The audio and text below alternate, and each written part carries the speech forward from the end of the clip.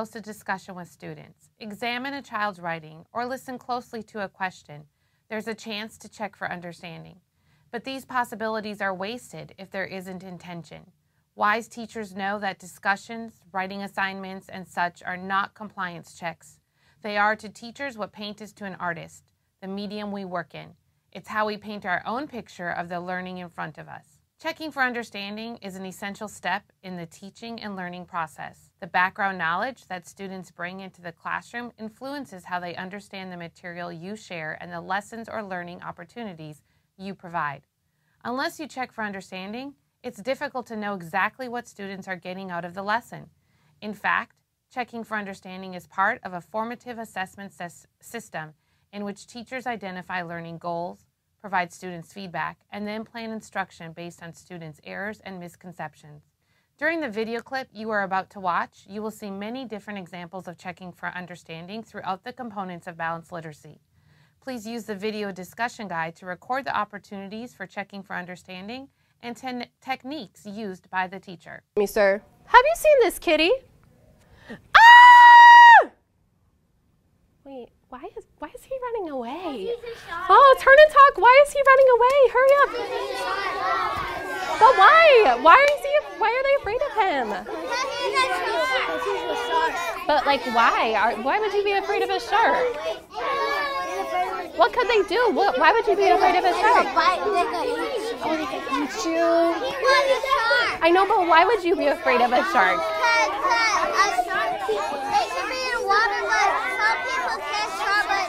Oh, okay. So he's out of the water. Okay. Let's come back together. Think about shark. Like, let's think about how shark felt at the beginning of the story, and then like how he felt at the end of the story. And let's think about like how shark's feelings change. Can you turn and talk to your partner about how shark's feelings change? I think because, excuse me.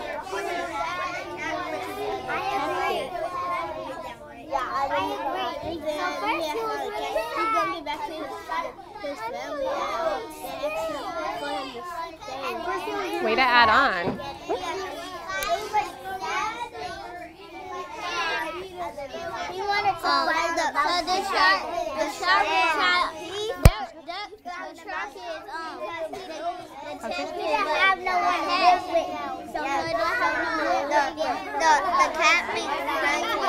So how did he feel at the end? You felt what? What is it? He felt like a detective? How did he feel inside? Was he lonely? At the end of the story he was lonely? Well, let's think. At the end of the story he got to live with a family. Did that make him lonely, or was that make him glad or happy? Happy! Probably happy, right? Okay. Excuse me. Excuse me.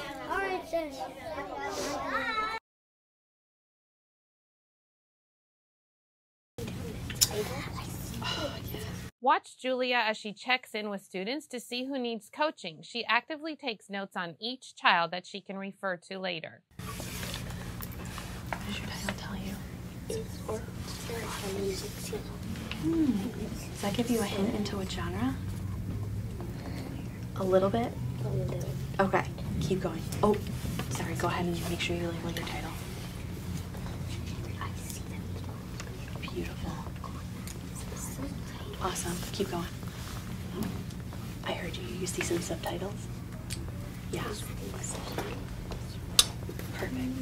So read those and then think. You can always think back and say like, how does this connect back to my title? How is this all connecting together? Okay, great. Keep going.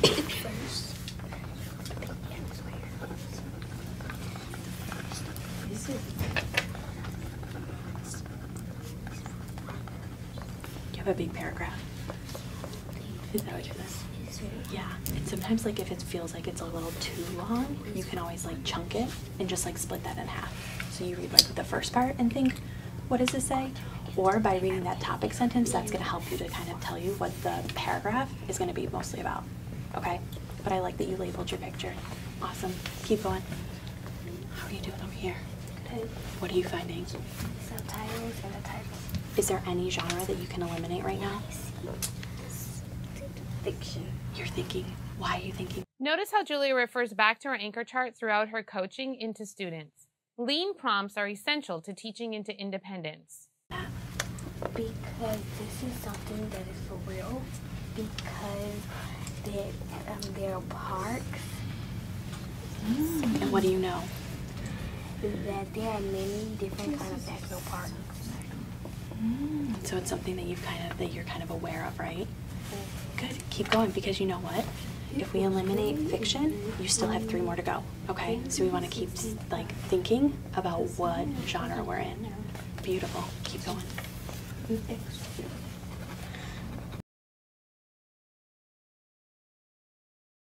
Because you're going to turn and tell your partner. Okay. Finishing up. You got it. Give me a thumbs up when you got it. You finishing up? You got it? Oh, I see you got it. Okay. Quickly turn and tell your partner. In the end, Julia brings the group back together to do a quick turn and talk. Students will talk about the genre type and give evidence to support their thinking. Julia listens into each group and prompts as needed. What you guys think, and make sure you include that why. I did not learn that. I think just my national park story is informational. It's real, but not fiction. It's not because it's not about a person's life, but it is a. I have a really special book to share with you today. It's called What Day Is It? Can you say that? What day is it? And it's a book by Alex Morin. And this story is all about an ant whose name is Gil. Say hi, Gil. Hi, Gil. And Gil, well, it's a really big special day for him. And he goes up to his friends, Ann and Todd, and he asks his friends, like, what day is it? And they're like, it's Monday. Like, they don't know anything special about the day. And he starts beginning to feel very sad. Because he's like, did my friends like forget my big special day? Let's read to find out if Ann and Todd actually forgot his special day or if they're just playing a trick on him. But before we read, we have to look. Ann, what day is it? Can you repeat after that? Can you do that? Okay, good. Can you go back and find your favorite part? My friends Find your favorite part. Find your favorite part. He said it's my Is that your favorite part? They said Why is that your favorite part? they missed her Why is that your favorite part? because it's his birthday. Because we have a cake. Yeah, good. Can you find another favorite part? We did not miss Can you find another favorite part? it. Happy birthday, Gil. Thank you, said Gil. This is a best. Write the word man. A man went for a walk. How do you spell man? Sound it out. Man. I did it.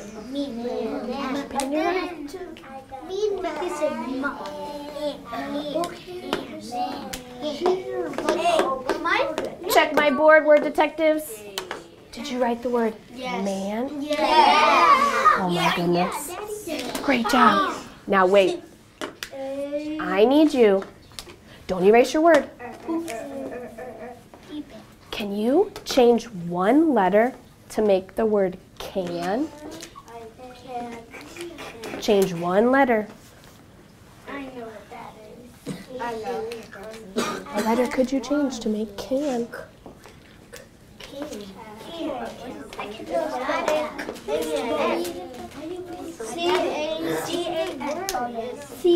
Did you get it? Check my board. Yes, I did. We changed the M to a C to make can. All right, here's a tricky work now. Put a silent E on the end of that word. Put a silent E on it. We have can, don't erase.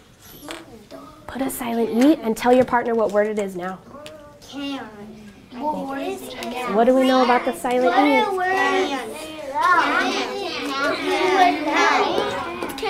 Sure you have can.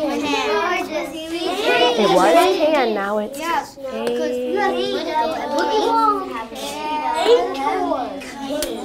It was can, now it's cane. What word do we have? Cane. Say it with me. Cane. Because the E changes the A to an A. All right, word detectives, we're going to do.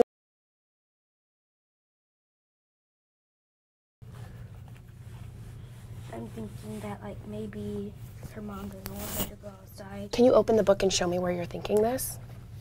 here because like he was looking at pictures outside. Okay.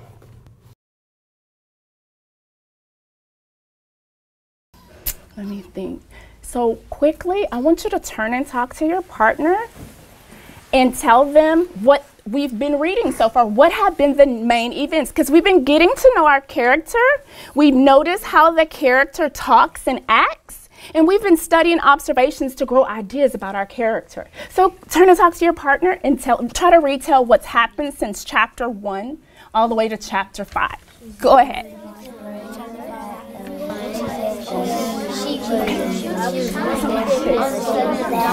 She ran to Dixie grocery store.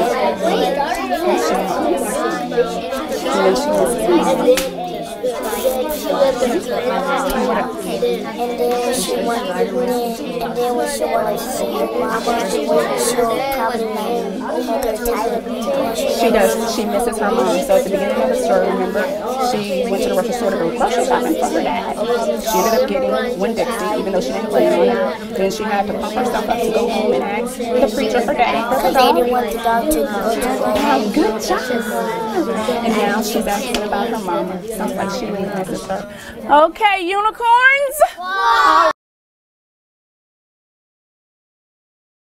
This to me.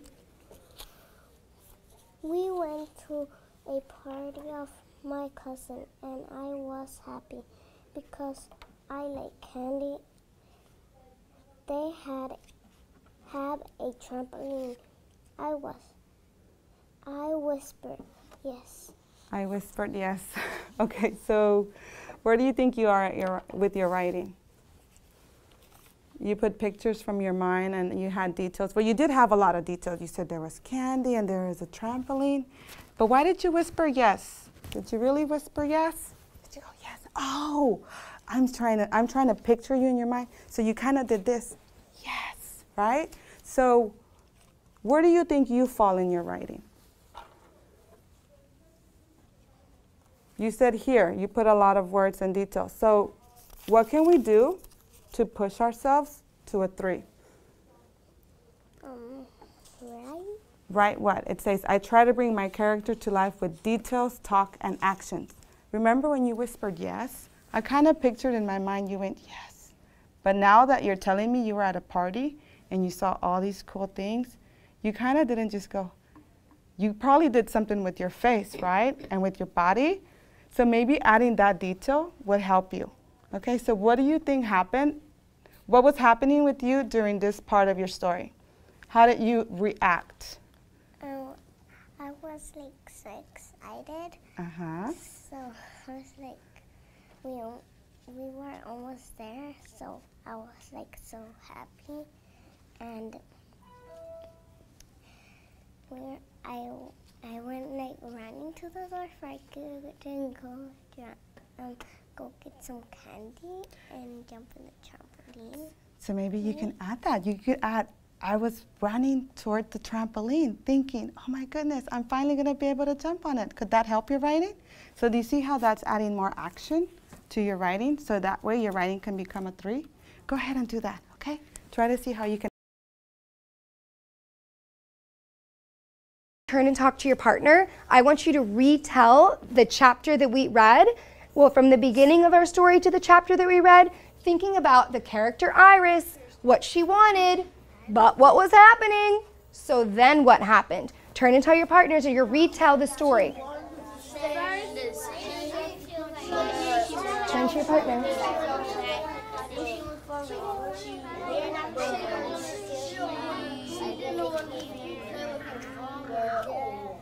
So what happened so far? But if we start from the beginning, our character Iris, she wanted to play with somebody, but what was happening? Tell him, but what was happening?